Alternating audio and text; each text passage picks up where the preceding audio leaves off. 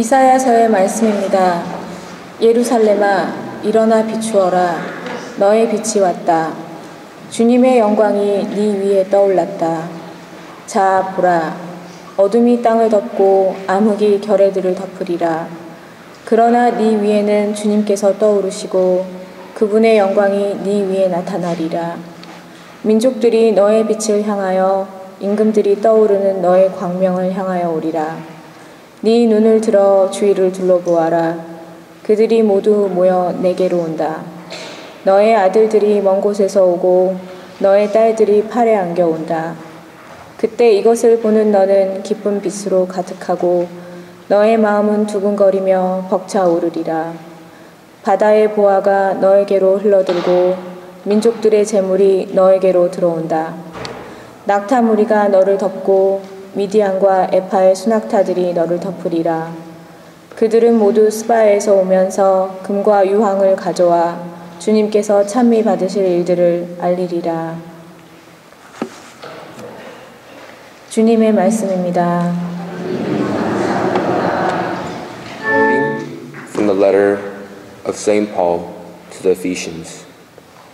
Brothers and sisters, you have heard of the stewardship of God's grace that was given to me for your benefit. Namely, that the mystery was made known to me by revelation.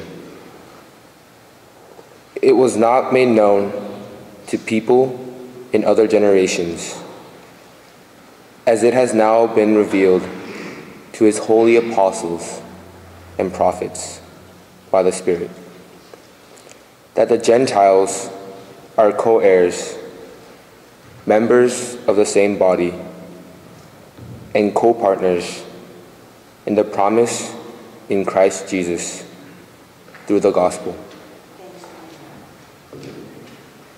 The word of the Lord.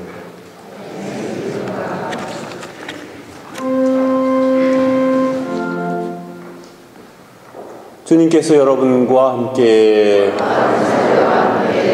마테오가 전한 거룩한 복음입니다.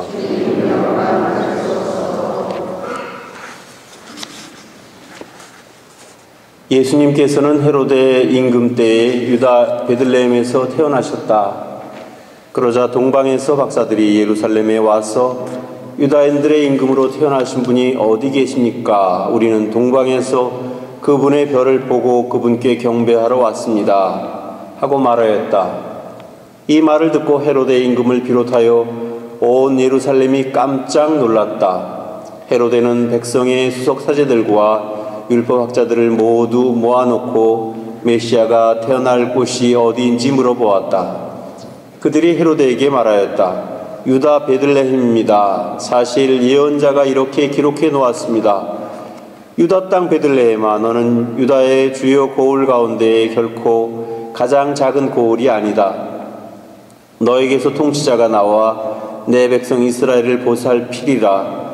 그때 헤로데는 박사들을 몰래 불러 별이 나타난 시간을 정확히 알아내고서는 그들을 베들레헴으로 보내면서 말하였다.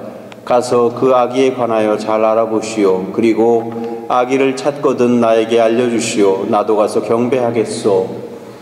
그들은 임금의 말을 듣고 길을 떠났다. 그러자 동방에서 본 별이 그들을 앞서가다가 아기가 있는 곳 위에 이르러 멈추었다. 그들은 그 별을 보고 더없이 기뻐하였다. 그리고 그 집에 들어가 어머니 마리아와 함께 있는 아기를 보고 땅에 엎드려 경배하였다. 또 보물 상자를 열고 아기에게 황금과 유향과 몰약을 예물로 드렸다. 그들은 꿈에 헤로데에게 돌아가지 말라는 지시를 받고 다른 길로 자기 고장에 돌아갔다.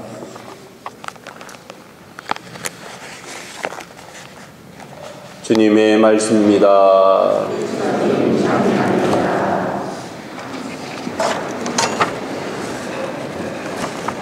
참 예수님, 임진년 새해를 맞이해서 첫 번째로 맞이한 축일이 바로 주님 공연 대축일입니다. 주님 공연 대축일이라 하면 예수님께서 처음으로 여러 사람들에게 드러난 날, 즉 다시 말하면 오늘 복음에서 우리가 읽은 것과 마찬가지로 동방에서 온 박사들이 예수님을 경배하러 왔고, 그래서 그 동방에서 온 박사들을 통해서 예수님의 탄생을 전 세계적으로 알리게 된 것을 의미합니다.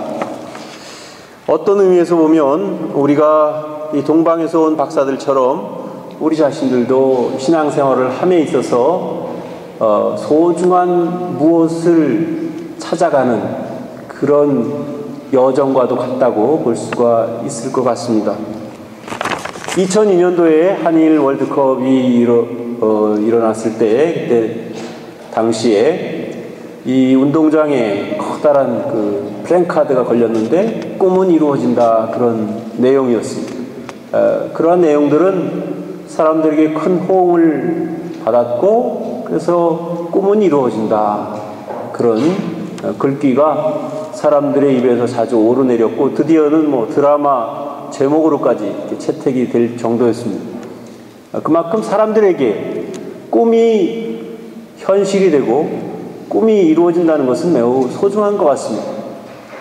그래서 우리의 꿈은 반드시 이루어져야 되겠다, 그런 생각을 하는데, 그 꿈을 이루어지게 하기 위해서 또 그 꿈이 이루어지는 것은 결코 저절로 되는 것은 아니라는 사실입니다. 그래서 그 꿈을 이루기 위한 노력을 얼마나 우리가 현실적으로 열심히 하느냐 하는 것은 매우 소중한 일이라고 생각됩니다.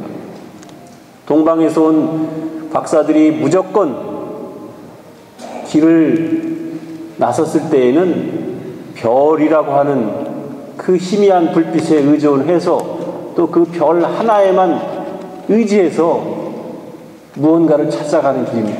그 끝에 무엇이 있을지 그들은 알지 못했습니다. 그런 의미에서 보면 미지의 세계를 향해서 떠난 그런 용감한 여행이었다라고 볼 수 있겠죠. 아마 그들이 길을 떠나고 나서 긴 여행을 하는 동안에 그들은 그만두고 싶은 생각도 많이 있었을 겁니다. 여행 중에 불편함도 많이 있고 어려움도 많이 있고 위험도 있고 여러 가지로 그런 일들을 겪어가면서 그냥 여기서 그만둘까? 여기서 그냥 돌아갈까? 그런 유혹을 한두 굽도 없이 많이 받았을 겁니다. 그렇지만 그 박사들은 거기서 포기하지 않고 끝까지 가게 되었고, 그래서 결국 오늘 복음에 나온 것처럼 아기 예수님을 경배하는 그런 영광을 맞이하게 된 것입니다. 어떤 의미에서 보면 우리 신앙생활이라고 하는 것도 이처럼 별을 찾아서 떠나는 여행과도 같은 그런 우리의 신앙생활입니다.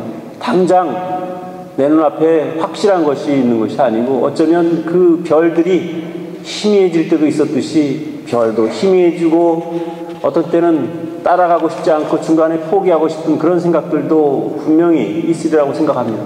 하지만 거기에서 포기해서는 아무것도 이룰 수가 없는 것이죠. 우리는 그것을 극복할 줄 알아야 되고, 그것을 넘어설 수 있는 그런 인내력과 또 새로운 용기가 필요하다고 생각을 합니다.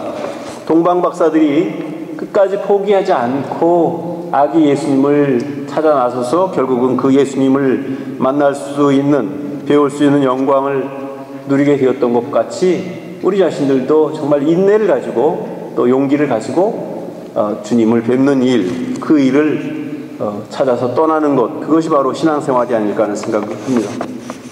각자 꿈이 다르듯이 각자가 무엇이 별인가, 나에게 어떤 것이 희망인가 하는 것은 저마다가 다 다르다고 생각을 합니다.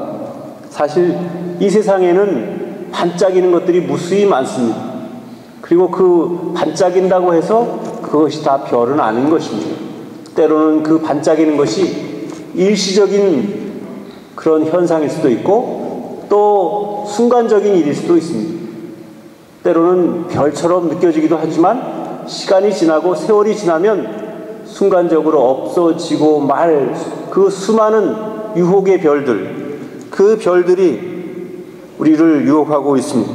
하지만 우리가 그런 순간적인 별똥별과 같은 그런 별이 아니고 오직 하나 영원한 별, 우리에게 구원을 가져다 주시는 그 별을 찾아 나설 수 있는 지혜와 또 그런 우리 나름대로의 판단력이 필요하다는 생각을 해봅니다.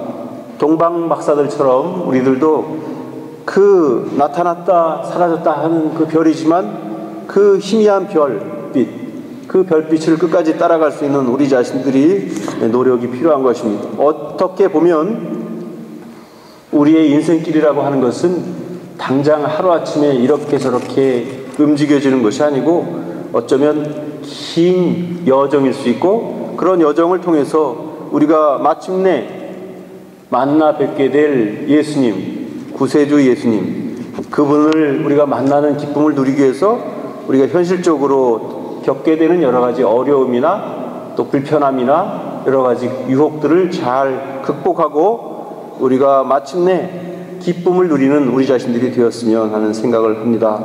특별히 올 한 해 동안 우리도 동방 박사들처럼 주님의 별을 따라서 용감하게 나아갈 수 있는 우리 자신들이 되었으면 합니다.